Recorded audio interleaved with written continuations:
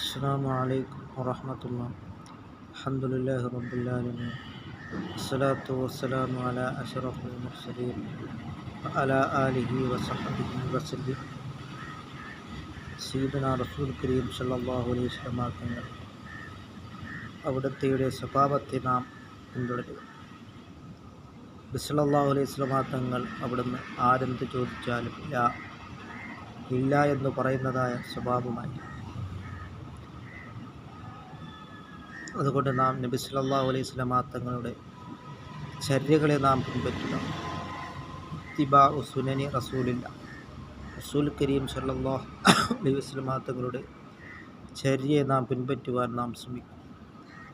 അങ്ങനെ നാം മഹബ്ബത്തു റസൂലില്ലാഹി സ്വല്ലല്ലാഹു അലൈഹി വസല്ലം നബി സല്ലല്ലാഹു അലൈഹി വസല്ലം തങ്ങളെ നാം മഹബ്ബത്ത് വെക്കുവാനും സ്നേഹിക്കുവാനും നാം ശ്രമിക്കുക.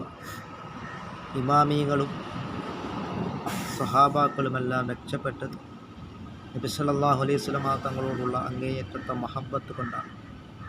അങ്ങനെ നാം നറൽ മദീന മിനൽ മദീന നറൽ അമീന അൽ അമീനായ നബി സല്ലല്ലാഹു അലൈഹി വസല്ലം തങ്ങളെ നമുക്ക് ഒന്ന് സ്വപ്നത്തിലൂടെയെങ്കിലും ദർശിക്കണമെന്നുള്ള ഒരു ചിന്ത വേണം. അതിനായി നാം നമ്മളുടെ കണ്ണുകളെ ഹറാമിൽ നിന്നും വിട്ടുനിൽക്കുവാനും കൈകൾ ഹറാമ് പ്രവർത്തിക്കുന്നതിനെ തൊട്ട് മാറ്റി നിർത്തുക.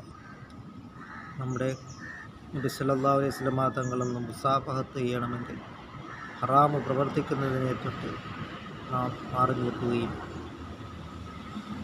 മദീനത്തു റസൂലില്ല മദീനയുടെ രാജാവ് സയ്യിദുനാ മുഹമ്മദുർ റസൂലുള്ളാഹി സല്ലല്ലാഹു അലൈഹി വസല്ലം തങ്ങളെ നാം കൂടുതൽ ഇഷ്ടം വെക്കുകയും പ്രിയം വെക്കുകയും ചെയ്യുക. അങ്ങനെ നാം അള്ളാഹുവിലേക്ക് നാം മടങ്ങുകയും ലില്ല അള്ളാഹുവിൻ്റെ പ്രീതിയിലായിട്ട് നാം ജീവിക്കുവാനും ശ്രമിക്കുക.